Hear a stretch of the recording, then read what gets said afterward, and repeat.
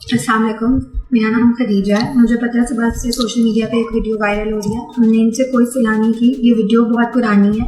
ये जब इनके बारे में कोई सोशल मीडिया कैंपेन चलाई गई थी, ये तब की वीडियो जो मुझसे आना ने बनवाई थी, और मुझे तब बिल्कुल नहीं पता था कि मुझसे किस लिए बनवाई जा रही है।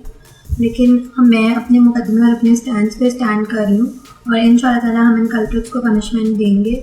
और मैं चाहती हूँ कि आप सब मुझे सपोर्ट करें। और ये सब कुछ, ये जो वीडियो बनी थी, ये भी ब्लैकमेलिंग के लिए बनी थी। हमने इनसे कोई सुलह नहीं की। हम इस पूरे केस को कंटेस्ट करेंगे। मुझे पता है सुबह से सोशल मीडिया पे एक वीडियो वायरल हो रही है। हमने इनसे कोई सुलह नहीं की। ये वीडियो बहुत पुरानी है। ये जब इनके बारे में कोई सोशल मीडिया कैंपेन चलाई गई थी, ये तब की वीडियो जो मुझसे आना ने बनवाई थी, और मुझे तब बिल्कुल नहीं पता था कि मुझसे किस लिए बनवाई जा रही है। लेकिन मैं अपने मुकदमे और अपने स्टैंड पे स्टैंड कर रही हूँ, और इंशाअल्लाह ताला हम इन कल्प्रिट्स को पनिशमेंट देंगे।